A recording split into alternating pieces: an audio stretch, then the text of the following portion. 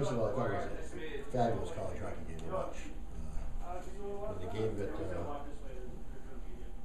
and I'm surprised that we outshot them 27 to 24. It seemed like they had 50 shots in the second period. They had all kinds of possession in the second period. They had some great opportunities. But then I realized that when I look at the stat sheet, we blocked 21 shots. And that was special teams obviously was a big part of the game because we got a power play goal when we give up any. And they had opportunities in the power play. But I think the shot blocking thing was a huge part of it. I thought Kieran Moran was terrific tonight. Milan had one of his best games ever. Put on quite a show out there. Looked really poised, especially in the second period when they were all around the net. And it's ironic that this happens a lot when big games, emotional games. Three goals are scored there scored by guys that got their first goal of the year. You never know who's going to win at the hero. And for Oscar Deck got to go tonight. He's been a good player for us over his career here.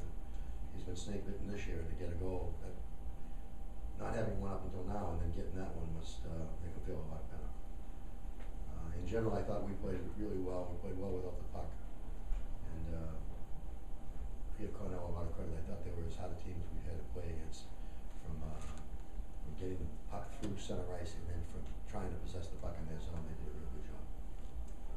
Coach Schaefer was pretty vocal in his displeasure over the 5-on-3 call and for the disallowed goal with 4 minutes left on a very bizarre play. Your comments on what you thought happened on that play in particular? What I thought happened on that play was they lost sight of the puck for a long time. They should have blown the whistle before that. They finally blew the whistle.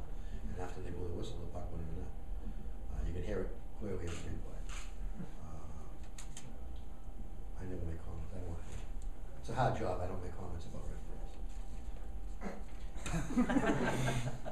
My nose out to you? Coach, you mentioned special teams. Power play's been a lot better during this winning streak after getting off to a bit of a slow start this year. Can you just talk about what's been working so well?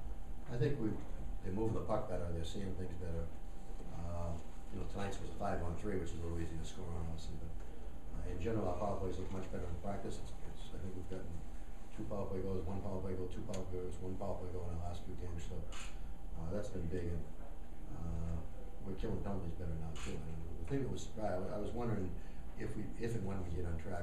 Before the season started, I was wondering if and when we get on track with regard to our power play, because we tend to overhandle it, try to make too many cute plays because we get some guys that think they're too clever.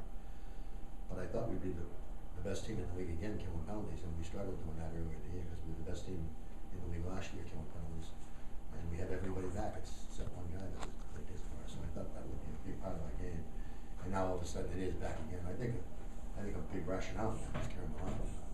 He's playing like Kieran Milan right now. Is the power play, are you still letting guys, kind of have some freedom out there, or have you done anything to maybe make No, we're trying to let them know that we only want you to do 2 things. Move without the puck and pass the puck out and deliver it to the net.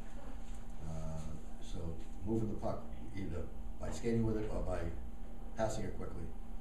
So move it is one way to do it, and deliver the puck to the net, and we've been delivering the puck to the net pretty good. As this week progressed, did you always plan on playing Gaudette? No, actually it was a game day decision. It was a real hard decision because we've had some, this is a difficult game not to play in. A very difficult game to not be. If we don't play the first BC game next week, we can play the second BC game. There are other BC games to play in. This happens every once in a while. It's a hard game to sit guys out.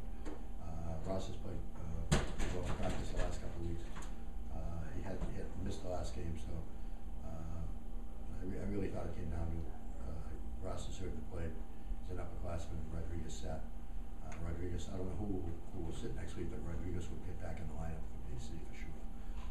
But in general, I thought that it literally was a decision. I hemmed and hawed about it for 3 days because I just, more than anything else, I didn't want to tell somebody he wasn't playing. That was a difficult thing for me to do because it's so important. But the final reaction was, I'll go with the upperclassman, I'll go with the experience. And I wanted a little bit more size because this is a pretty big physical team. So, but as it turns out, Conley got hurt, and it was good that we had another left wing that we could use out there. But it gave us some extra time on that line a few times too. Coach, having a team that doesn't just come from all different parts of the U.S. and Canada, but a lot of different cultural backgrounds on the teams. There's something about coming into this building, known around the world that galvanizes the entire team, and something special for everybody about this. I think the trip does. I think just coming down here, you know, it's hard not to be overwhelmed by it all sometimes, you know. You're driving the bus into New York City and all of a sudden you're near Times Square and near Macy's and you can't believe the sea of people, you know. That was on the way in last night, you know. They were walking around last night a little bit after the meal. They're walking around today a little bit. I'm sure they're, wow, this is really the real thing here, you know. But I think that all pales in comparison till they get out here and they see a sea of red that they saw tonight and how loud that crowd was. I thought the crowd was fabulous. It was an exciting game to watch. I thought it was an exciting game to watch just from a crowd point of view. And the crowd really got into it. I thought they were terrific. And the bands did too. Do you know what's going on as far as the future of this game? The future of this game is we make money. and we fill the building. Yeah. I think it would be insane not to keep this game going. But in terms of concrete plans at this time? Our plans are we're going to play it every other year. Okay. So we said we're going to play it every other year unless there was not enough interest. I think we'll play in 2 years. Coach, can you speak to the mindset on the bench while they were reviewing the goal that was eventually disallowed? I don't think there was any mindset at all. I think they were just waiting to see what was going on. It wasn't like when we just told them, hey, no matter how this comes out, let's be ready to go over the next face-off, you know. I thought the mindset was real good after they scored. When they did score, it was almost like, okay, you know, we gave it up, now let's go play again. I thought we played much better. And the best period we had was, I thought the first period was great too, but we played great in the overtime.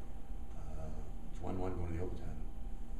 And I was really happy that I could play my fourth line in the last 8 minutes of the game and in the overtime as well. So I think nobody got tired out because we had confidence in the fourth line too. Coach, it seemed like Cornell was in a lot more control of the game starting in the second period through the end of the third. What do you think happened there? I think they came at us real hard. I thought that we were back on our heels a little bit, and we looked a little slow on the forecheck. We couldn't forecheck them as well as they were forechecking us, and I thought that was a big part of it. Like I said, I'm amazed that it was only 7-5 in the third period. We outshoot them 12-5 in the first. They outshoot us 11-6 in the second. So it looks like it's a draw, but it really wasn't a draw because they had more time of possession. And like I said, we blocked 21 shots, so they came at us pretty good then. Coach, in a season where you've had some big wins and some surprising losses, is there something you can take from this game that can kind of spark some greater consistency as you go about the rest of your season? I think we're in a mode here right now where there's some consistency. You know, we lost to Merrimack. I thought we played a really solid game. One that slipped away on it. We didn't like the fact that it slipped away on us. And then we've won every game since then. So we're in a pretty good mode of 5 games in a row playing the way we're supposed to be playing. And it's not by accident that our goaltending has been good. Kieran plays 4 of those games, plays real well.